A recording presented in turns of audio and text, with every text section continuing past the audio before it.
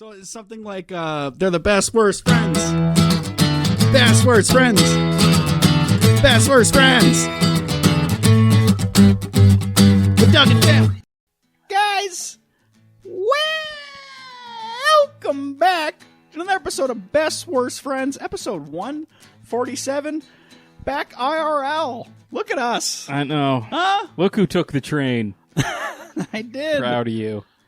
Oh, it's nice. I finally have a chance to use this so much video equipment I have. Not a camera. So that's much. my phone. But It is funny the amount of money you put around just like a cell phone camera. yeah. Well, it's like I'm more of a kind of guy where I'm like, if I want to start something, I have to make sure that I buy everything I would need to do it at the top level. Yeah. So then when I never do it, at least I'm also poor. It's like the exact same logic that got me before I was going to the gym, just having hand exercisers. I'm like, my grip strength has to be good enough to lift the heavy weights I'll be lifting. Yeah, like from the beginning. I need to get used to pre-workout and protein powder before I start going. So I was fucking like chewing my teeth, just squeezing this thing, burning like 6 calories and then eating 600. I think I legitimately have I definitely do have over $1,000 in lighting equipment. Damn. In my apartment. And that's not even talking about lamps. I know. know. Talking about nice lamps. No, we're talking about fucking film lighting for something. I've never filmed one thing. This is like the first time that's ever getting used, and I've had it for years. It's nice, though. It's Thank nice. you. Watch the videos, just us completely blown out. You can only see like the backs of our mouths. Everything else is just like so wholly white. That's probably going to be it. I'm draining power from the grid somewhere. There's like one of those clocks like going all the way around. Yeah. My hydro bill is going to be $10,000 next month. Got a hole in the sock. I'll hide that a little bit. That's the problem with video. Anyway. Yeah, everything comes to light in video. At least we're not being caught in 4K. It's probably a good thing that this camera is whatever quality it is. I have no good segues, but I've been reading this book, The Psychology of Money. All right. You ever heard of that? No. It's really cool just talking about how, there's a lot of like survivor bias when it comes to like billionaires and shit like that, because most people Because they're all alive.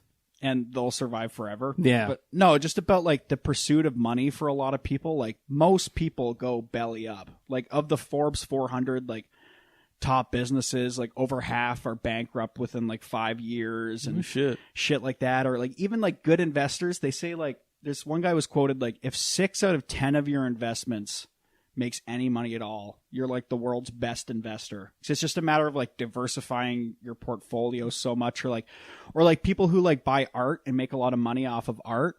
They buy whole collections from people and they're kind of just like rolling the dice on like get famous. Oh, you know, like someone will buy Picasso's work when he's just like, "Hi, I'm Picasso," and he's just Hi, a guy. I'm Pablo. Nice you could to just meet like you. sell stuff.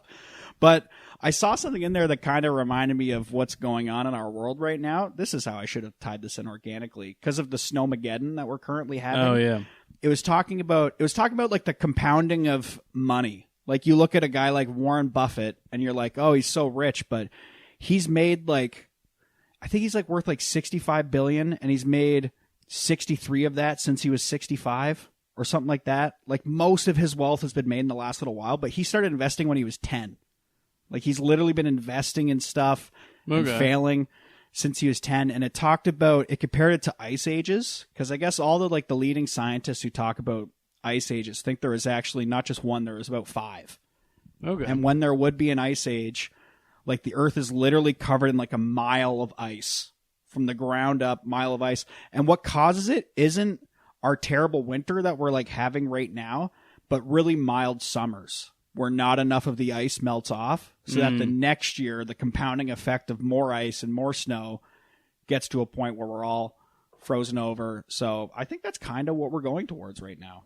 Because like if we don't have a stellar summer after like a really, really hot summer after this. That whole Ice Age thing was going to be a metaphor for money.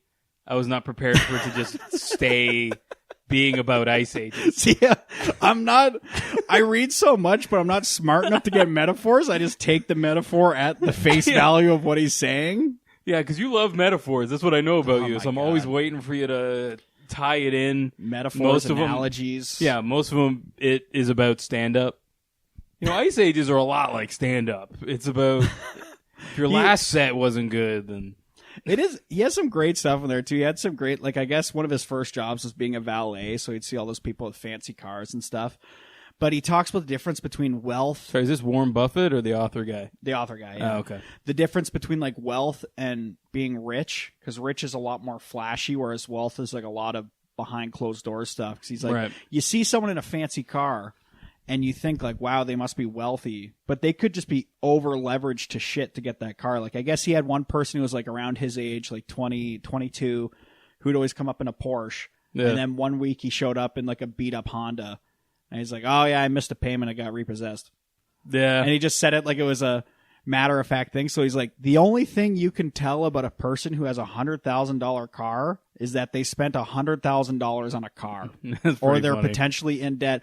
Or the only way it showcases their wealth is to know that at some time in their life, they had enough capital to get that, even on loan, right? Yeah. So you have to have, like, better credit than I do to do that. Like I tried to buy a twin bed on a payment plan like Sleep Country 10 years ago for like $189 and I didn't have good enough credit to pay. Really? Yeah, dude. Jesus Christ. Yeah, but we've talked about this. Yeah, Like, you're getting it back. I've weighed more than my credit score, but you Yeah. know, it's a slow The climb. phone bill counting helps. That's the big. phone bill counting I helps. think rent is going to count. I think rent counts now. You know what Which is really fucked me for a long time is I deferred OSAP payments, and then I had a time when I was just super duper sad. Right when I started comedy, when my phone bill, I just couldn't afford it because I wasn't working, and then I just like didn't have a phone for like 4 months. I know some people who they don't have a phone plan. They just go off Wi-Fi of wherever they're at. I might go to that life. I hate paying for a Yeah, fucking should talk to Cameron about that. He's got it. Yeah? Yeah, that's what he does. I like the idea of like living off the grid but still being on it enough. Yeah, like just enough, you know? Because, and honestly, you really don't need data anymore. You definitely don't need a phone. Yeah. Like, the thing I use on my phone the least is the phone part. So you can just get rid of that. There's maybe not one more part of the phone that stresses me out more than the phone. Like, it's like one of those things where, like, if I'm just, like, holding it and I randomly get a call, like, always scares me. Yeah. Always scares me. I'm like, oh, what is it doing? I'm like, oh, yeah, the only reason we invented this in the first place. That's what it's doing. Yeah. Well, I need a phone number because my mom doesn't have social media. And so, and I'm so thankful for that I don't want to force her to get it in order to communicate with me. Oh, my God, yeah. No, that's clutch. So you got to have the phone for that, but they still have a landline. Do either of your parents have social media? My dad does. Okay. He's that got makes it LinkedIn. No, he's got like a private Instagram. Nice. Yeah, he's just followed by like CBC and shit. And, Damn. and Does he ever do those things where, like, if they're talking to an expert in something, they talk to him and it's like a backdrop, like a bookcase, and he's like, look at all the books I read. he used to when I was a kid. Every year at Christmas, he would go on like the local Rogers station. Yeah. And they would have him in front of some fucking metaphor for the new year. I remember one time he was in a clock store. He was just surrounded by clocks. Time is always ticking. Yeah. And every year he would go on and basically talk about how you shouldn't kill yourself over the holidays. They just do a weekly check-in with Yeah, just or a every yearly year he'd be check-in. like, it's a very difficult time for people, and we got... he did that my whole life. I'd be like, hey, Dad's on the news. He'd be like, everyone's very sad right now. Oh, man. I wish you came up in a time of, like, when webcams and like experts from home were a thing. So I would love a video of little Tim in the background. Like, you ever seen that like expert who's on the news and like both of his kids walk into the room and then the nanny desperately comes in, but the one kid comes in like walking like all confidently and is just like smacking stuff. And then this like Filipino nanny runs in the room like all stressed out and like grabs both the kids and just drags them out. Oh, that happened during COVID all the time. Oh, yeah. It was great. Just people can be like, Mom! Be like, Mom is on the news talking about the UN, honey. You can't go play outside. are we talking about before that? Oh, I wanted to say something about Warren Buffett. That dude, I hate him. I hate all billionaires. But I hate him in a very real, like, more than most of the other ones. Because they had that whole thing. It was like, no, he's like the people's billionaire. He still drives a 1976 Ford Taurus, and he, you know, lives in a bungalow in Ohio with his wife in their yellow kitchen, and eats cereal for breakfast. And I'm like, what the fuck is the money for? Yeah. Well, that's another great part. You're not even trying to take over the world. You just like watching, just like taking things out of the economy and just putting them over here. It's 100% psychopathic behavior. It's like, you ever seen that meme where it's like, if people who study monkeys saw one monkey that was hoarding bananas and not giving it to all the other monkeys who were starving, they'd be like, that's a fucking psychotic monkey. Yeah. That monkey's out of his fucking mind. But there's a great point in the book where it talks about Joseph Heller, the guy who wrote Catch-22, and Kurt Vonnegut are at like some dinner party at like this billionaire's house who just like likes both those guys, so we invited him over. Sure. And Kurt Vonnegut's trying to make fun of Joseph Heller, make him feel bad. He's like, hey, did you know this guy makes more money a day than Catch-22 has made in the entirety of its print release? Nice. And Joseph Heller's like, yeah, but I have something he'll never have. Enough. Nice. Because rich people are just always trying to go for more and more. And then you just end dunking on Vonnegut. Like, fuck you, Kurt. Yeah, fuck you, pussy. But, I forgot what I was going to talk about. Also, I think that I'm pretty sure I read somewhere, which is what I say when I think I heard something sometime, that Warren Buffett has essentially invested in every airline in America to the point where it's basically an unofficial monopoly. Yeah. Because like he's the connection between all these things, so they can't talk to each other, but they all have to listen to Warren Buffett. But because he's invested in all of them. That's how the investments go. Like when you invest in all these different companies, they know that most of them are going to tank. Most of them are not going to make money. Like 10% might make like 2 times the money back. And then there's like a 0.1% of them that'll make like 50 times the initial investment back. And that'll carry you through all the other losses on all the other investments you made, so that your net worth just like keeps creeping up and up. And it's like, isn't he good at this? And it's like, yeah, but he invested in like the fucking Fire Phone and like all this other shit. But Neil like, Young's MP3 player. But all these people who have so much money, it's so easy to make money once you have that money, because it's like going up to a roulette table and putting a chip on every one. Like, you can't lose. Actually, if you do that, I'm pretty sure you can only lose. Okay. But, I think the odds work out. I don't gamble. I went to one casino once, and they offered you, I was with Nick and some of his buddies, and they offered us either tickets to a show in the future, not that weekend, but like 2 months from now, I could go see Carlos Mencia, or I could get a card with $20 on it for the slot machines. I'm like, decisions. So we all get the $20 card, and then I went to like one slot machine and like swiped it and hit a button like 3 times, and then the $20 was gone. And I was like, I will never gamble again, dude. I have no desire the slot to do machines this. Is so dark. I love gambling. Yeah, 100% a gambling addict. I recently won $5 on Indonesian men's basketball. Wow. Feel pretty good about that. Took the under. Come on, Ling Pay! Come on! Ling Payday! But slot machines bum me out so hard. Yeah. Because it's one of those where if I was alone in a room with a slot machine, I could have so much fun and lose so much money. Yeah. But when you're surrounded by the other slot machine people, they ruin it for you, because they don't do like a shunk, like the pulley lever, like coins in, chunk, thing spins, either yay or nay. Yeah. It's just the play again, place bet, stop the wheel from spinning thing is all one button. Yeah. So you just have old people just clicking the button, just mindlessly staring at it, and you're just surrounded by all of them, and you're just like, well, no, I don't want to be this. This isn't who I want to be. Though, you know what? I could see myself not being a gambler for life. And then if I do make it to old age, like old folks home, I could for sure see myself going on those trips to casino. Because you're like, why not? I'll be dead soon. I might as well see if I can make money from doing fucking nothing. Just sit there for a little bit, tap the button. That's what I'm going to do when I retire. I'm going to take all the money I have. I'm going to put it on red. And if it comes up black, I'm going to go outside and shoot myself. Yeah. That's my plan. You know what? You're going to really like Norm's book. Yeah. Yeah, it kind of follows a similar idea. I respect how much, like, you brought me books, like you brought me Atomic Habit and Norm's book. I'm going to read neither of those books. But because one thing I realized since you've been here is I only can pick up bad habits from people. I can't do good habits. Like, you came in, you were like, these are the things you got to do to, like, write every day, and you have to set yourself up for success. You got to stack these habits. I'm like, And you're like, well, yeah, also I brought cookie tacos, and my brain only heard cookie tacos. What if I stack a cookie taco on top of another cookie taco? Yeah.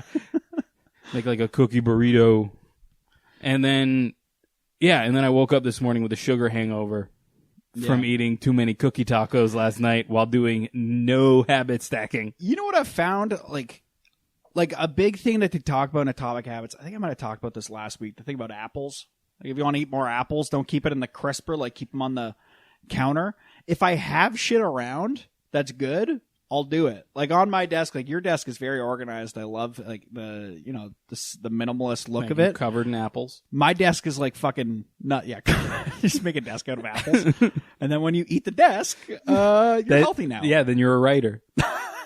But like I have like this little shelf my dad made me years ago behind there that has like books on it. Yeah, and I'll keep books scattered around, and I make a point of like I never take my phone to the bathroom anymore.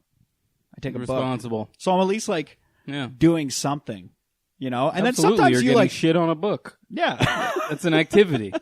But sometimes, you know, you read and it's like interesting enough to catch your attention. Yeah. That's all I think it is for me, especially when you're very ADD. It's almost like you're trying to start a fire.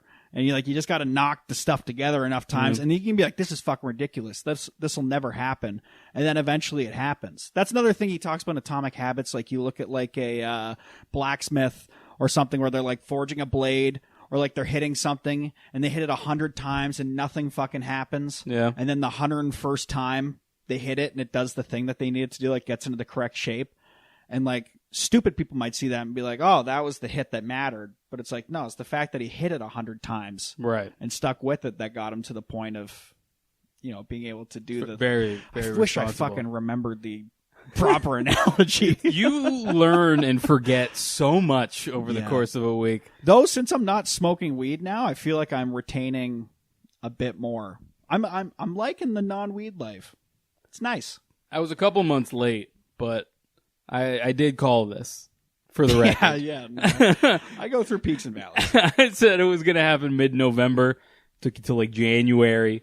Yeah. But in the summer, I was like, you're definitely going to be off weed again. Do you know what? I mean, summertime, I might go back on weed just because it's not brutal outside. So it's like nice to be outside and like have like a little hoot and write. That's maybe my favorite thing to do, where it's like the nice warm breeze. But anyways, with quitting weed, dreams have come back. Hey. And with dreams coming back, I had like a sex dream the other night. Oh my God. And I woke up and I was like, holy, about I forgot me? about. Yeah, it was about you. Oh. It was a threesome with 2 Tims, actually. Something I could only do in a dream world. But I woke up and I was like, oh yeah, I forgot dreams can be awesome. Because when I think back to dreams, it's like when you think back to dealing with customers, I don't think back to the good customers. I think back to the bad customers. It made me so fucking mad. I wanted to like smash shit. So I think back to like nightmares, but I'm like, oh yeah, sex dreams are a fucking thing. And I like woke up right after the sex dream. I was like, holy shit, that was awesome. Nice. I think I would rather have a dream where I was flying. Yeah, it's one. You know what? It was one of those things. Like once I had sex before, it shifted any sort of like whenever I got a chance to lucid dream. Yeah, it wouldn't just be like, because before when I was a virgin, if I felt a lucid dream, I would just be like, "Where's something I can fuck?" And I'd just be running around, like bursting through doors. What fits in my asshole in this movie place? Stars and everything. But now it's just like, oh, the gift of flight. Let's do something I truly can't do on this earth because something that used to be impossible to me is now possible. If you every day you got to choose between sex and flying, if you woke up in the morning, either that day you had the ability to fly or you were going to have sex, how many days would it take for you to pick sex? Honestly, I think it would be very plan dependent. I'm like, I have to go to Toronto? Well, having sex isn't going to help me get to Toronto any faster.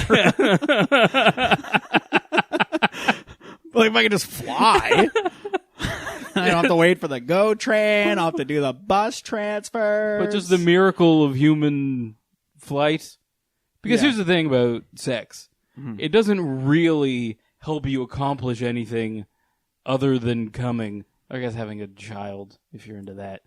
But the main outside of that, if it's the main part of it, how come it's the part of it that people do the least? And, like, dread the most. Like, percentage-wise, sex leads to a baby 0% of the time. Like 0.01. Yeah, like, globally, if you were to round it, it's 0%. So, aside from having a kid, sex doesn't really help you accomplish a ton. It's true. Honestly, sex for me now at this point in my life is like, it's just a pressure release valve. It's a valve so I can go be the kind of person I want to be and not just like this horny fucking monster. It's like if I was a werewolf and there was some way to fuck the moon out of the sky. Like I could see the moon going up and then it just goes back down and I don't transform. It's very apt and upsetting. That's really good. Thanks, man. That's very nice. Thank you. Yeah. I like that you're like, I could have sex today, but I have to get groceries. I would like to fly to groceries. Dude, there'd be so many times where it'd just be like, you know, I was like, I have to go to the store. It's kind of snowy. I want to slip. I just fly. Or like, you know, like my girlfriend comes home from work and she's like, do you want to fuck? And I'm like, I flew today. And she's like, God damn it. There's just like a bag from Foot Locker on the counter. And she's like, wow, really?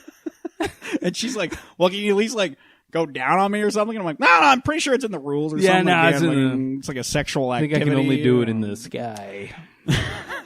Yeah, I'd go read the rules, but they're like up in the sky. I got to get up there to even see them. Yeah, so I'll talk to you later. Speaking of gambling, big gambling weekend for me. Super Bowl Sunday. Nice. So fun. Big weekend for you in general because your team just like... Oh, my God. And you're not a person like... We talked about this before because you were mad at Kev when he like wanted it to be a good game. Yeah. You want a blowout when it's your team, right? I just want to feel safe. Comfortable? I want to feel safe. Yeah. Like, I'm fine. Like, when that Philly special Super Bowl was pretty close. And then they pulled it out with that strip sack at the end on Tom Brady. Yeah. And I was fucking losing it. I was like sprinting around the house. I spiked my hat into the ground. I was like doing Tiger Woods fist bumps to myself. Do you think that that's the best Super Bowl you've watched in your lifetime? Because I think it is for me. I haven't watched like a ton. I've probably watched like less than 10, but yeah, that's the best Philly one special by leaps one? and bounds. Yeah, 100%. Yeah. And also, that was the first time any team I was cheering for ever won anything. So was it the next year that the Raptors won? Yeah. Holy shit, dude. Pretty good run for me. This compounded with you winning that TV at the raffle. Like, I'm a god. If I like something, it wins. Unfortunately, I don't like myself. But yeah, and showing up to the Super Bowl party, usually I'm thankful that when the Eagles lost the Super Bowl, I was at home. But just with only Micah there to deal with my negative feelings. But we went to a Super Bowl party this year, and I showed up in an Eagles jersey and an Eagles hat. Nice. And when you walk in, everyone knows, hey, just so you know, this can either go really well or really bad. Like, I'm invested in this. Yeah, we're going to test what kind of metal Tim has if this goes south. Yeah, I might cause a scene later. So watch out. But no, it was nice. They dominated the whole time. I just got to be comfortable, got to be social. Like glowed a little bit. Yeah. Smile on your face the whole time. And like there was a dude there. I bet a small amount. I bet $200, made 60. Nothing crazy. How do you only make 60 on a $200 bet? Were they like the Well, there were like multiple bets. So like I bet $200 on the Eagles to win outright, And then I put like $5 on like this guy to score the first touchdown and this guy to do this thing. And okay. So the ones those that have better returns probably. Yeah, way better returns. Hit almost none of them. Yeah. I hit Eagles over 2.5 sacks and Eagles to win outright. Nice. And when the Eagles got their third sack, I just turned to Micah and I was like, that just paid for our Ubers. Felt pretty good about that. Sick. Also, in It'd terms be funny if they didn't get it and you're just like, we have to walk home. yeah, you have to pay for our Ubers. But I was, honestly, they were far enough ahead in the Super Bowl that I got to be a good boyfriend. I think this was the first Super Bowl that the Eagles were in where I got to be a good boyfriend. You have to be like, oh, do you want some like chips or something? Like, you feel safe walking away because it's not going to fall apart. Yeah, like I remember I had a moment late in the game when they put the backups in, right as the Super Bowl was going to end. I was like, oh, they put the backups in. And Micah goes, oh, what are they? And I went, well, it's like the understudies for the football team. And I was like, I'm the best boyfriend that's ever lived. Yeah. I just like used an acting metaphor to explain football to my girlfriend. Absolutely fucking nailed how to get it across to her. Yeah. In like a moment, she understood it completely. And if we were stressing, and she was like, oh, what? It's like if I was stressing and it was down to the end, she's like, oh, what does that play mean? I'd be like, shut up. Shut up. I'm not explaining this to you right now. What's a backup? What's a backup? You're just like staring at the TV on the edge of your seat. Yeah. You're like, oh, now I have to pay for our separate Ubers. It's like I have to pay for more pillows for the guest bed because that's where I'm sleeping for a while. But no, it was Come really on, goose feather. It was so good. I had such a good time. And there was I don't think I'll go to a Super Bowl party again. There was that thing that Bill Burr said just before the Super Bowl happened, where he's like, no, I watch it at home because it's Super Bowl parties. People are loud during the game and they're quiet during the commercials. Oh, yeah. And they don't really. Annoying. And this was kind That's of what that. commercials are for, is to act like you're the commentators on TV in suits and like do your dissection and then boom, back. Absolutely. But there was just a lot of. There was like a gambling addict there. And there was a lot of gambling happening. And, other than yourself? Yeah. Other than There's me. one who was doing bad. Well, that's what Both sides of the coin on the same day. I saw what a gambling addict actually looks like. Yeah, it made you feel better? Yeah, he was walking around like, I'm calling this next drive, result touchdown. Put it in. I'm guaranteeing it. This one, result of drive, 100% a touchdown. And then, Patrick Mahomes immediately throws a pick to the Eagles. And he's like, that's bullshit. That's such bullshit. That's like, and it's just sort of the guessing, guaranteeing, and then justifying. Yeah. Like every 5 minutes. And it's like one of those it's like investors. Like I was talking about, you shoot your shot 100% of the time, and then if some of them go in, you're like, I'm the best! Yeah. Look at me! But I think he put a lot of money on the Chiefs to win, so he left early. So he's like, I have to go to work. Yeah. Anytime something good happened for the Eagles, he'd be like, that was fucking bullshit. That's a penalty. Like, just trying to take away everything that. Yeah. Celebration time, come on. He's just stomping around. But, yeah, so I'm watching him from home from now on. Yeah. What'd you think of the halftime show? I thought it was pretty good. I liked it. Yeah, I saw so right. many complaints, mostly from elder whites on Facebook about how awful it was. But it's such a shitty take because, to me, the halftime show isn't for you. Yeah. The football's for you. They're doing the halftime show to hopefully get some other people in. Yeah. That's the whole fucking... There was a time when it was the old rock stars, it'd be fucking Bruce Springsteen or, they had to do all that because other bands. They had to really play it safe with just these old rock guys after Justin Timberlake showed Janet Jackson's tit to the world. Oh, true. And then they were like, we need some people who won't even try to get undressed even a little bit. We want people where if their top were to come off, the whole crowd would be like, oh, God, put it back on. Yes. No one wants to see Mick Jagger's tits. No, we need a bunch these of dried pepperoni slices. Old dudes and pregnant ladies. For at least a decade to help us recover from this. Yeah. But you're right. It was the Super Bowl was always for the people who were there for the party, not the game. Yeah. And it's I don't even know what football fans like musically. Music what? You know what? I think it would, if it was just what they wanted, every year would be like fucking Jelly Roll. It would just be like some like shitty, no offense to Jelly Roll. He seems like a really nice guy. I don't like his music. So I don't like country music, but you know, it's almost like sad boy country has become a real thing. And it would be like sad boy country. Yeah, that like makes they would sense. have like a couple old country, like Kenny Chesney would come out and people would fucking lose their minds. Yeah. Whereas like all like the black people would be like, who's that guy? Yeah. But it's important that we have all black players and then a white halftime show. That's how we like to split it up. Honestly, you know what? I bet you back in the day, I wonder if there's anyone who's like playing the game. They're probably just professionals who are beyond this. But like they're in the locker rooms, like having their halftime talk. Maybe the Eagles players could enjoy it. They're like on the sideline, bam, bam, bam, and like they're like enjoying the show because they don't have to like. What do you have to adjust? You're crushing it. Yeah. But like now, it's actually halftime shows that I bet you a higher percentage of the players would enjoy compared to like when it's Bruce Springsteen. Like a lot of players are like, yeah, like fucking Jungle Land's a good song, and like Born in the USA, obviously. But you know. I like. Fuck, I forget what it was. I forget if it was NBA or NFL. Those are the only sports I watch. But they were talking about how every once in a while the white guy gets to pick music in the morning. They'll just put on like rock music at 9 a.m. They're like, who wants to listen to that at 9 a.m.?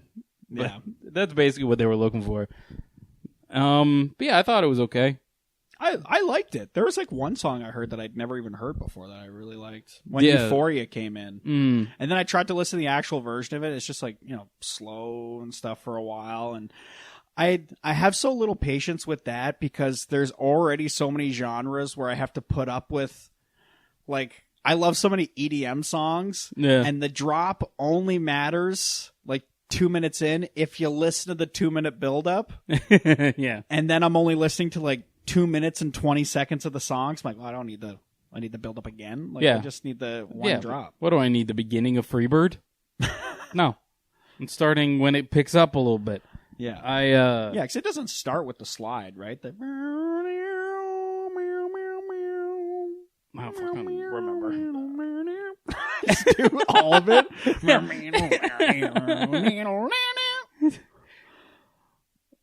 No, you start listening when it's that like. Oh, we listen to different Freebirds. Really? We listen to different Freebirds. Well, no, I think that's in the song. I just like the slow part of that one. Oh, no one likes the slow part of Freebird. What? No one likes the slow part of Freebird. That's not true.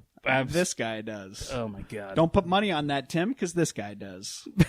Your bet would lose. Nah, I would bet, and then I'd be like, "That's bullshit.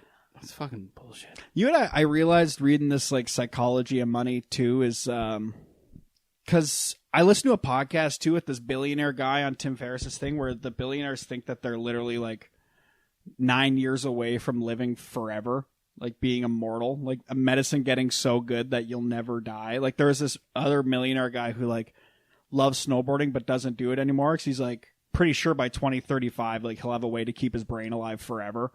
Jesus. If he wants to. Seen that one dude who gets transfusions from his son? What? Like blood transfusions? Yeah. He got blood transfusions for a while. Now he gets plasma transfusions from his son. So his son's like a blood bag for his dad, basically. Did you ever watch Never Let Me Go?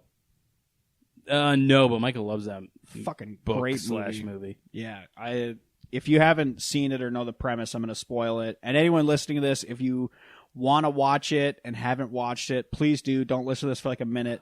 But it's like it follows these kids at like a prep school, like a boarding school, and then they have like a substitute one day who just breaks down and tells them like because they're like doing career day or something. Yeah. She's like, none of you will have careers. Like you exist because you're like DNA genetic matches to people in the real world, and you're like organ bags. You're clones for the rich people to organ harvest from. So it's essentially whatever they need from you is like how long your life capacity or like how long your life expectancy will be. Yeah. So like if they only need a kidney, like, hey, you might make it to like your 50s or 60s before they need a heart or something like that. But like, you know, someone might need a lung transplant early. Transplant. But one of the ways out of it that they thought was a way was if you're in love and if you're able to prove that you're in love. Right. And then the whole plot of the movie is like people trying to pursue like, oh, these two people are in a relationship, but it was actually us that were in love the whole time. And then they go to like the person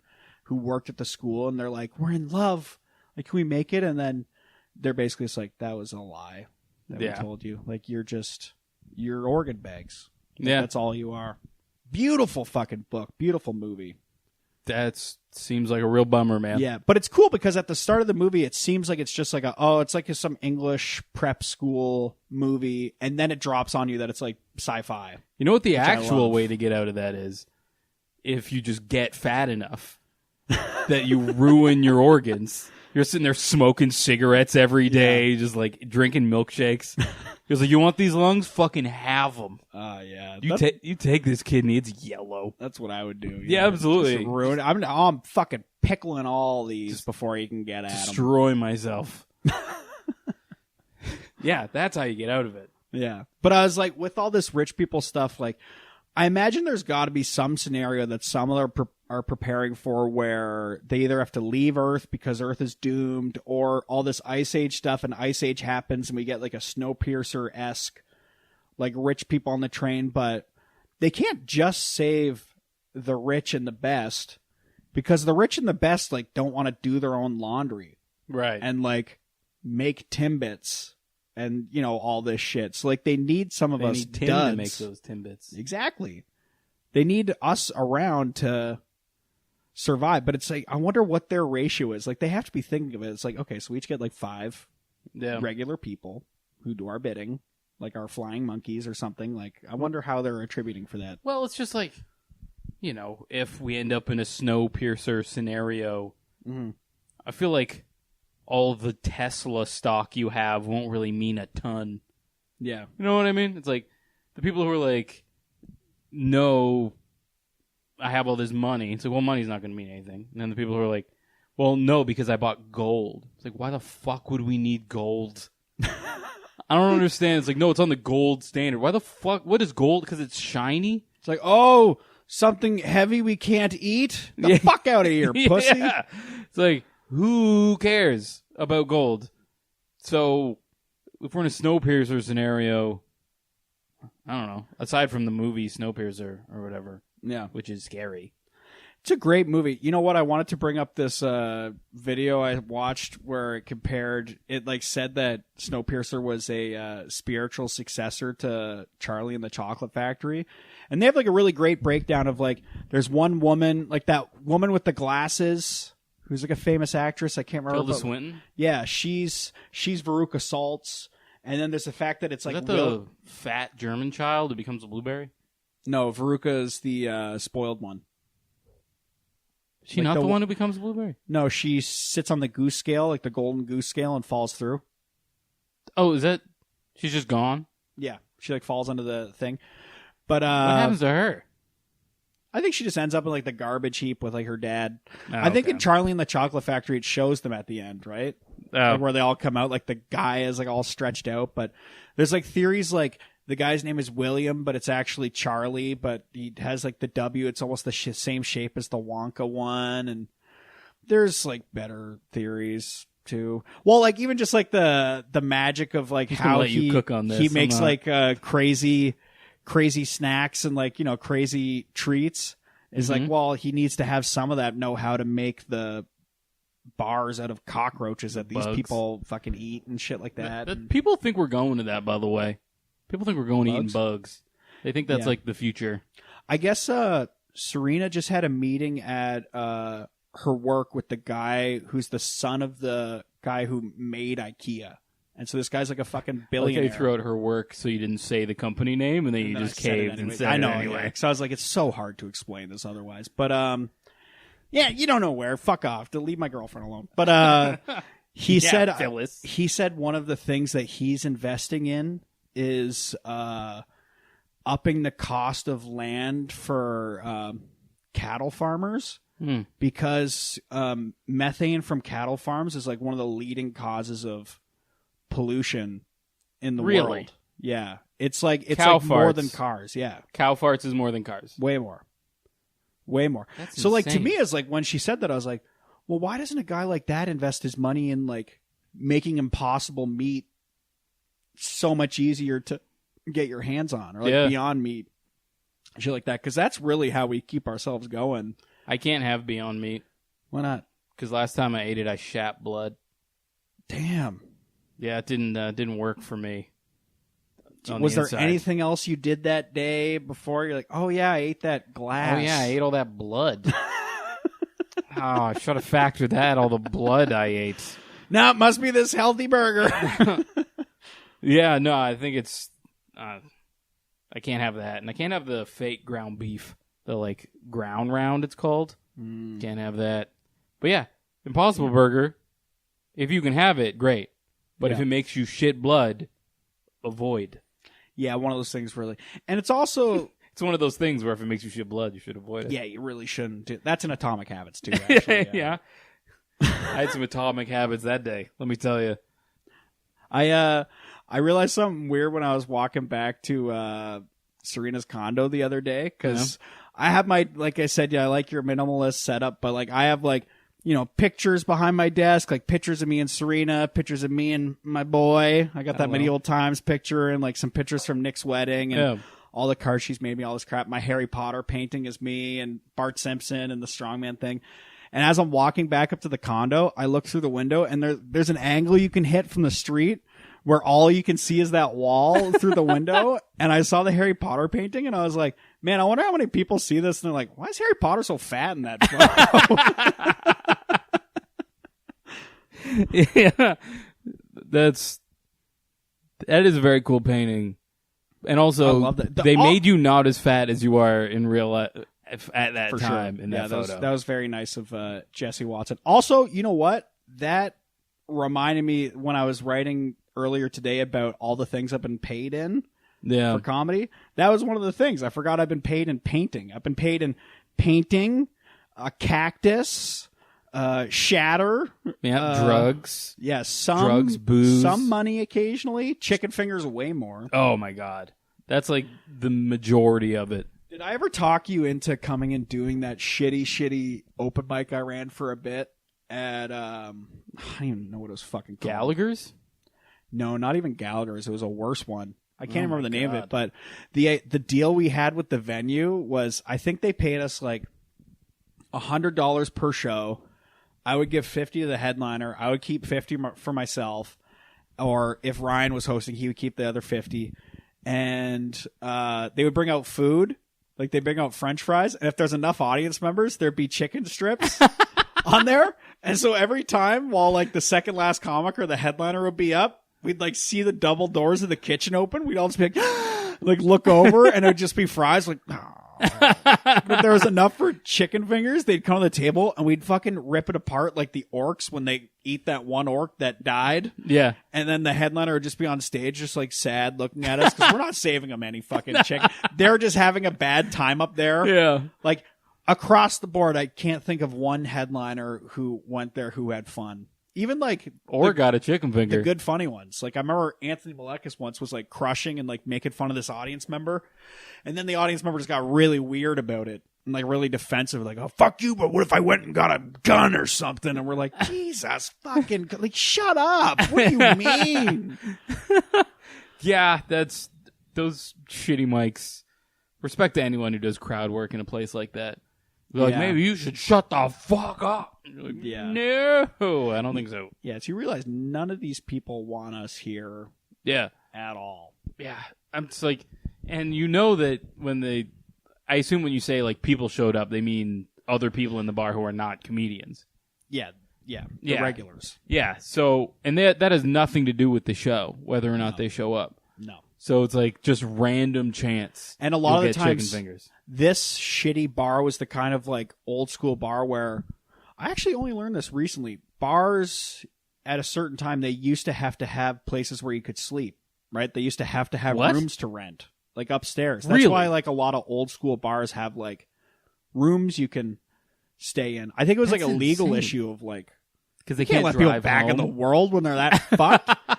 Yeah, so a lot of time the regulars would be the people who like literally lived upstairs of the bar. That's so I almost had the nuts. name for a second because I said and it's like my brain was gonna the salty clam or the Krabby Smith. Patty. It's those old school rules of bars that I like how bars still legally need to sell food.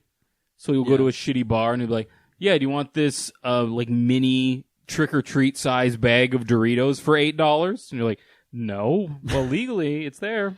Yeah. So enjoy that. Or during the pandemic, you couldn't buy booze from restaurants. Oh yeah. But you could buy a meal that included booze.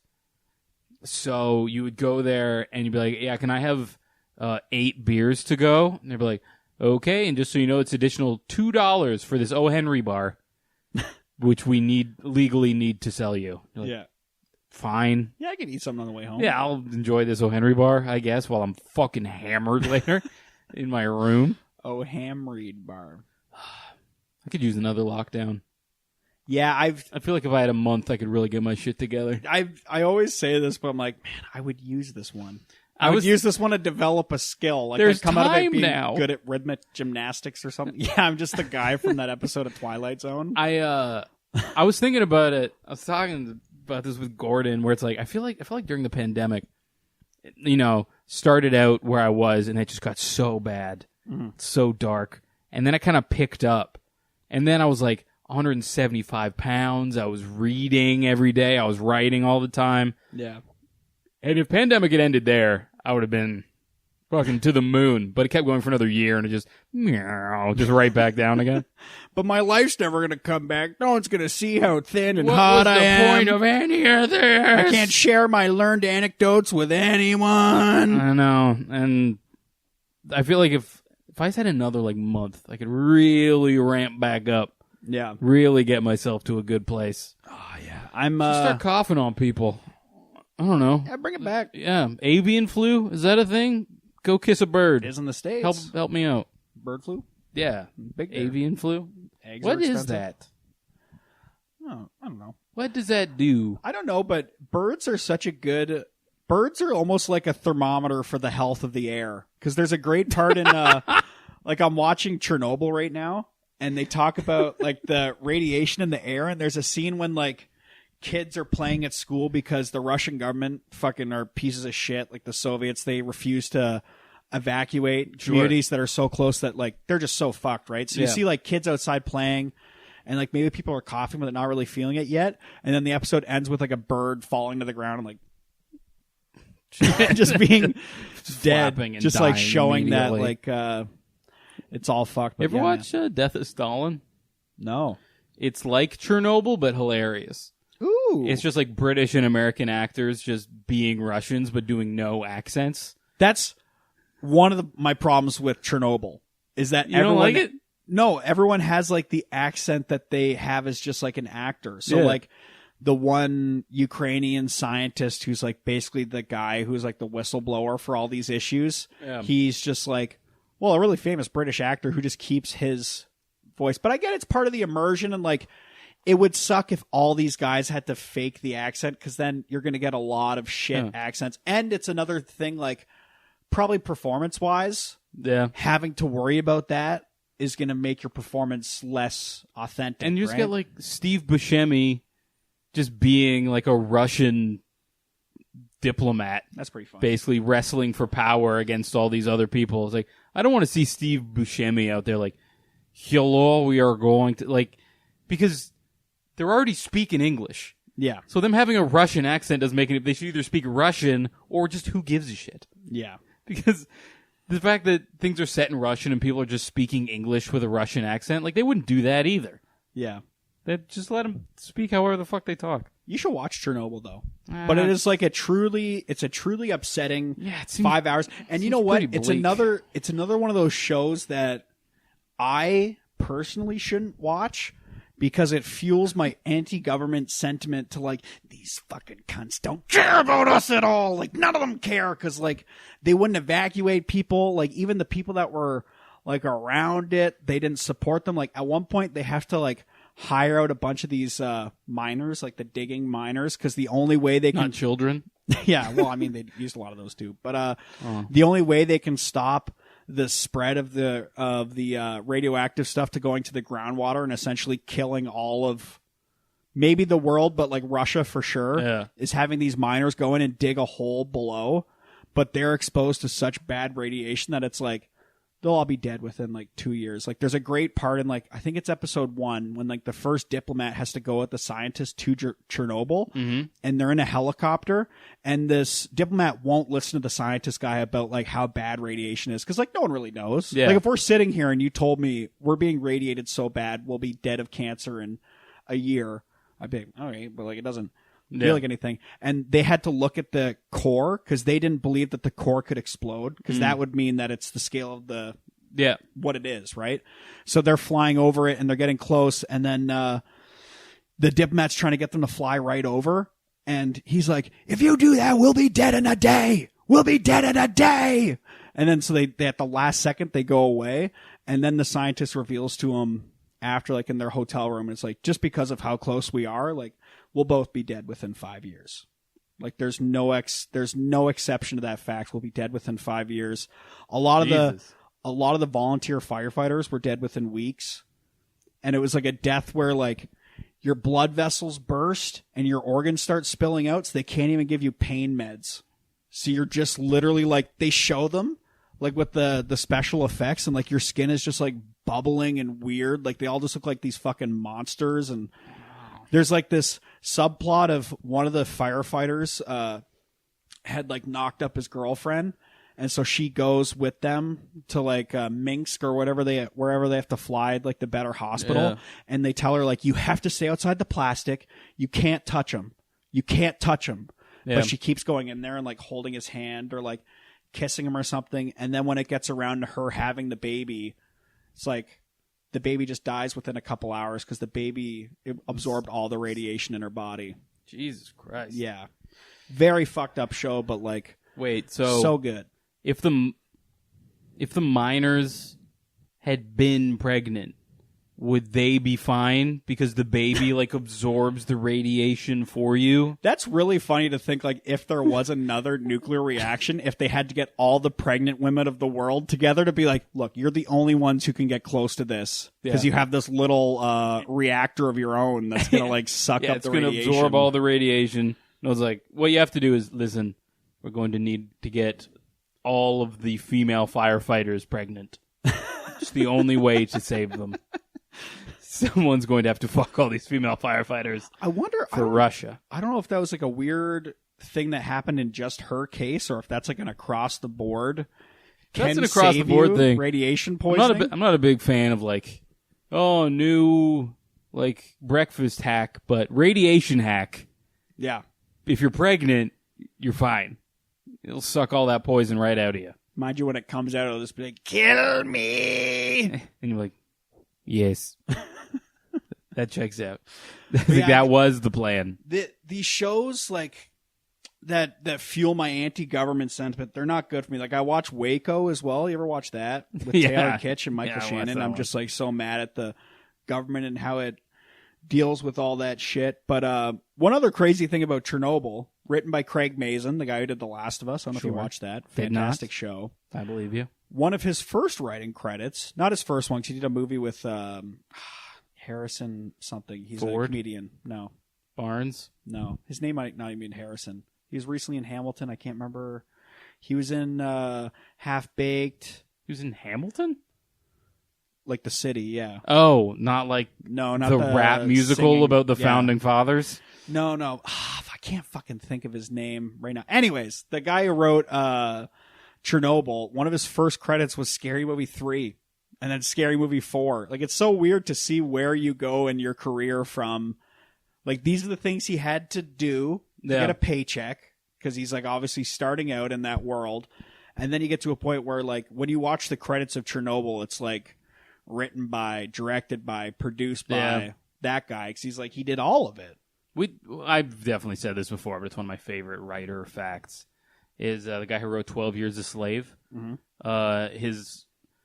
the movie that, like, his first movie that he wrote was Undercover Brother. Yeah, he was like a comedian in the 80s, and then he did Undercover Brother, and it was just sort of a working stiff for a while, and then he adapted 12 Years a Slave and won an Oscar.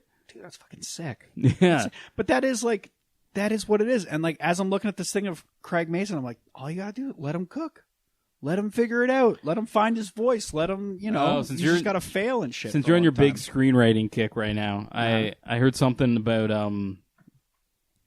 was something that Netflix tells their writers when they're working is basically, on our shows, we want you to write expository dialogue as though the person isn't actually looking at the screen.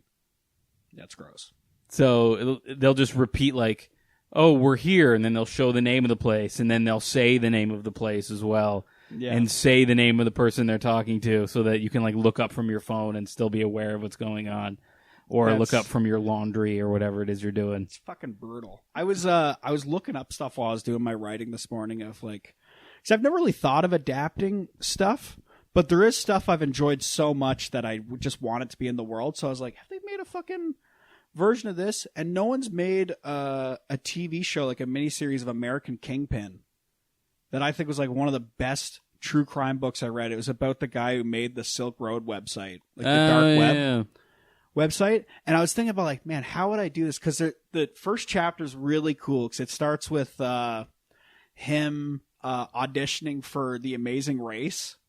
Because like him and his sister auditioned for The Amazing Race way before all this like stuff happened. Yeah. Russ Albrecht, I think is his name, but it's like him doing that, and then the chapter ends with great writer, whoever this guy. I got to read more of his stuff, but it's like, the prize of The Amazing Race is like what, like $250,000 or something like that, sure. And it's basically like he words it better, but it's like little did Russ know within 5 years he'd be making that every single day. Oh, nice. And you're like, holy fucking shit.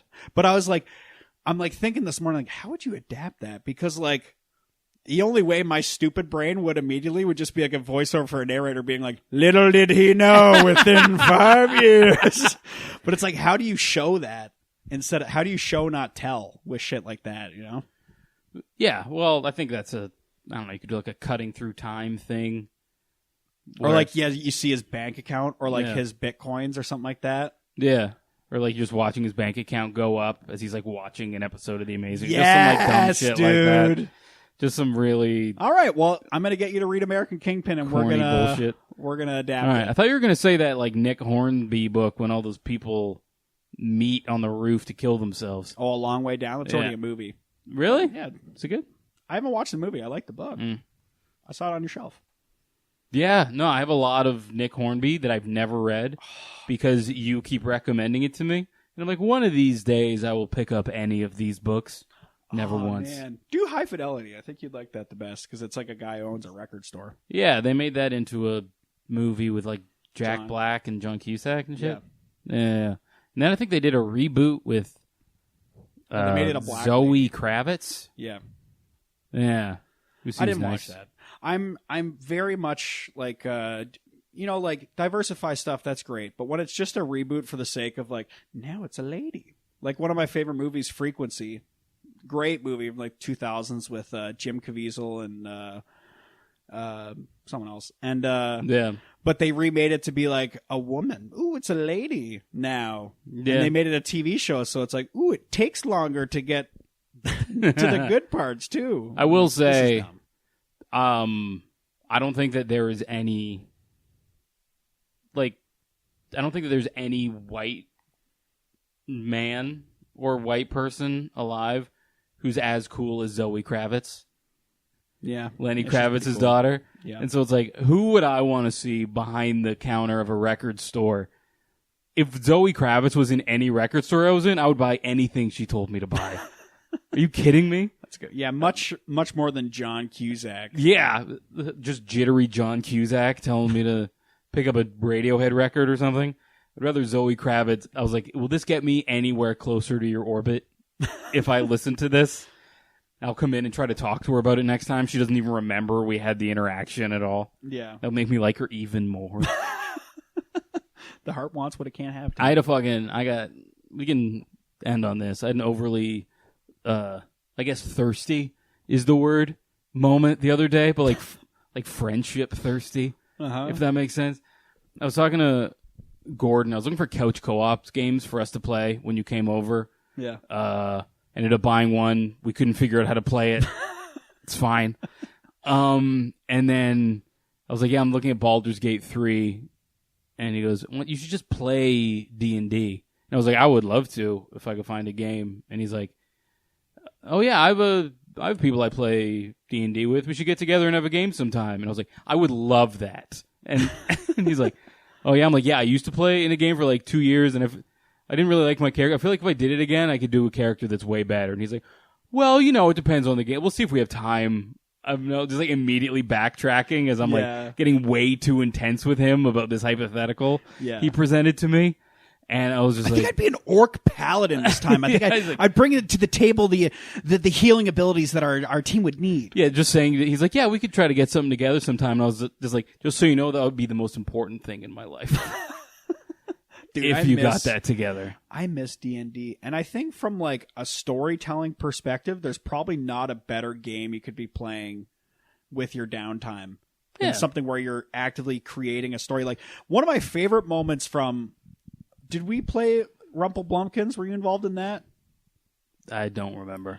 Well, like maybe it was when I was playing with James, and like Kevin was still our DM, and we ended up in this random town, and we're like, well, what's in the town? Like, let's just see what's going on. And he's like, well, there's like an apothecary, there's like other stuff. He's like saying all these things. He's like, strip club. We're like, whoa. Strip club? What's a strip club called? He's like, I don't fucking Rumple Blumpkins. And he just like made up a thing, and we're just like, Rumple Blumpkins, Rumple Blumpkins. And then we went there, and he was able to adapt the story so that like James's assassin character met someone in a seedy part of it that gave him some side mission that he went on while we were there, and it was like maybe the coolest like episode of our campaign was like James is fucking up this sneaky mission, and the rest of us are just at the strip club like, woo! It's very good. Rumple Blumpkins is a great name. I always felt so bad because Kevin had that. Kaveen of Rom had that whole like story because he had 2 games, and he was going to try to bring us both together to fight the same big bad because we were both in the same world but on different sides of the map. Yeah, and it was going to take like years to get together, and we just all bailed. Yeah, no, I feel before bad. I feel bad, but also that's way too. It's a lot to commit to. Don't put that pressure on me. Honestly, if I lived in town, if I lived in London still, I would have never quit that D&D campaign because that's another thing. It'd be hard to play D&D because I don't know if I'd find someone as good as Kevin. Someone like who put the work into the world building, who's so fucking funny and so quick on his feet that like every interaction is fun. He'll like put up with you doing dumb shit, but at the same time still roast you and have like serious consequences if you're just wasting time too much. And like he was great, man. The best fucking... If I say some... I hope he still DMs somewhere out there. I think he does. He's doing a lot of theater, actually. I wanted to go see. He was in Big Fish. Really? Yeah, he played the giant. Oh, that's cool. Yeah. No shit. Actually, there might still be a... Maybe we'll talk, because I think he might have a show still on set. Oh, no, it might be done. Fuck. But either way, if he, let me know next time. Yeah. Yeah, that's sick as shit. Yeah. Oh, I wanted to say this before we go. I know I said that last time, but this is very quick, and then we can stop. Old people can't handle having cell phones. They don't know what to do with it. I went and saw Who's Afraid of Virginia Woolf, maybe the best play ever written. Mm-hmm. That's 3 hours, and there's a part at the end of it, like, they make a big announcement before it starts. Make sure you turn off your phones or put them on silent. Not me, though. Yeah, it's like, that's fine. And then there's a big moment at the end where they're just like gnawing at the guy George, the older guy, for the whole like an hour, just picking at him. And then at the end of Act 1, he smashes a gin bottle, and he just screams, and he just loses it. And there's this like heavy tension in the air that you just have to sit with for a while. And then the guy at the end of our row, from his pocket, you just hear just through the whole thing. It's just like, what the fuck are we doing? Also, who's calling you? That's almost a thing to me where it shouldn't even be like a please turn off your cell phone. It should be when you're walking in there, they fucking bag it up like comedians make them do for all performances. Like, have someone whose job it is at every fucking theater performance to bag it up. Yeah. And if you're a scenario like, oh, my children, what if an emergency happens? Then I guess you can't be away from your fucking kids for 3 hours. Yeah. Go the You're fuck not responsible home. enough. Go home. You got to suspend disbelief. You got to turn that damn phone off. Yeah. And also, what should happen is when your phone goes off, a little red dot just appears on your forehead. If your phone goes off again, we shoot you.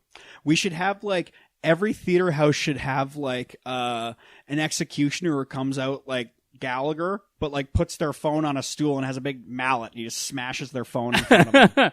Or, like, people just come put a bag over your head and drag you out, and then at intermission we get to see you get whipped in the lobby of the fucking theater. At intermission, you come out and they're locked in that thing that you just, like, your head and your hands are through. Yeah. And you just get to, like, throw tomatoes guy at comes them. up at you, he's like, tomato. You're like, don't mind if I do. Thank you. Fucking.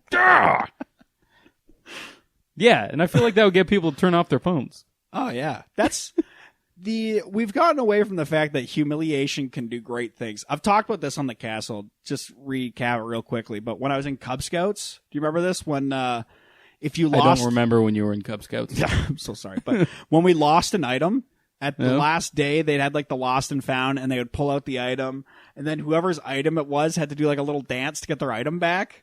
And so like they pull out like one kid's item, and he like does his dance, and then they pull out some of mine. I'm like, oh, this is fucking embarrassing. And I do like a little dance, and then they pull out someone else's thing, and they do their dance, someone else's, and then another one of mine.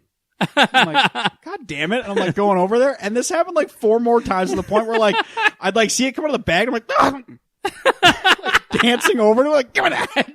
It's getting faster and faster Just dancing. doing angry dances. Like, God, I'm such a fucking loser. All right. Hey, you're in a show in Guelph this week. I am. Look Tim. who has plugs. Whew, February 20th, we got, I think the early show sold out. Late show's got some tickies left. That'll be at the Albion. And then we're at the Real Jerk on Friday. In What are you Toronto. laughing at? In Toronto. Just Guelph, February 20th. Late show, Toronto, February 21st. Please come out. Yeah, Toronto. I don't know how the tickets are moving, but you guys got to come out, dude. You guys got to come out. If you got some friends, I don't have any of those. You got to make them come out, please. Yeah. I'm not paying to watch Doug. Why would I do that? What about Max? Nah, I might pay to watch Max and Mitch. That's Friday? Yeah. I'm busy. But How convenient! well, you asked me if I wanted No, to be it's right. on the show, and I you're said right. I was busy. You're right. It'd be funny if you said you were busy to that, but you're free to watch. Yeah. I don't want to fail with you, but I can watch you fail. I'm actually the only person going. All right, guys. Well, that's the podcast. Thanks for listening. We love you. Goodbye. Bye.